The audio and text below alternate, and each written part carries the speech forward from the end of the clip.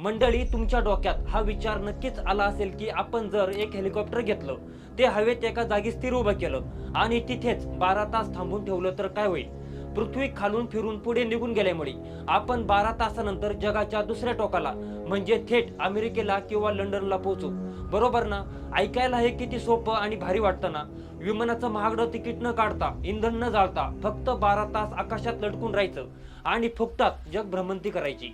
पण मंडळी, विज्ञानाच्या दृष्टीने हे खरं आहे का? याचं उत्तर आहे नाही. 12 तासानंतरही तुमचं हेलिकॉप्टर त्याच ठिकाणी असेल जिथून तुम्ही उडाला होता. एकही इंच तुम्ही मागे जाऊ शकत नाही. आता तुम्हाला प्रश्न पडला असेल की असं कसं शक्य आहे? पृथ्वी तर स्वतः भोवती ताशी तब्बल 1600 किलोमीटर वेगाने फिरते.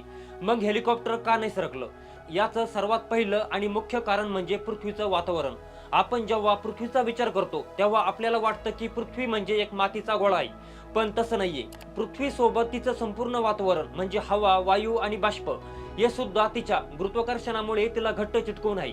पृथ्वी जेव्हा स्वतः भोवती फिरते तेव्हा ती एकटीच फिरत नाही, तर हे संपूर्ण वातावरणही त्याच वेगाने तिच्या सोबत फिरत असतं. तुम्ही जमिनीवर उभे असताना तुमच्या आजूबाजूची हवा ज्या वेगाने फिरते त्याच वेगानं हेलिकॉप्टर ज्या हवेत उडते ती हवा सुद्धा फिरत असते.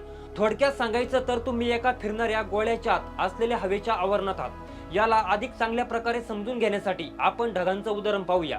आकाशातले ढग आपल्याला संतपणे सरकताना दिसतात, पण जर खरोखरच पृथ्वी फिरते म्हणून गोष्टी मागे पडत असत्या तर हे ढग ताशी 1600 किलोमीटर वेगाने विरुद्ध दिशेला पळताना दिसले असते.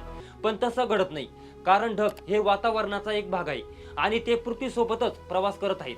पण मंडळी, यामध्ये एक खूप मोठा ट्विस्ट आहे. जर तुम्ही विमानाने किंवा हेलिकॉप्टरने पृथ्वीचं वातावरण सोडून अवकाशात स्पेसमध्ये गेलात आणि तिथे एका जागी स्थिर राहिलात तर मात्र तुम्हाला चमत्कार दिसेल. तिथे पृथ्वीच्या हवेचा किंवा वातावरणाचा प्रभाव नसल्यामुळं तुम्हाला पृथ्वी तुमच्या खालून फिरताना दिसेल. तिथे थांबून 12 तासानंतर तुम्ही पाहिलं तर तुमच्या खाली जगाचा दुसरा भाग आलेला असेल.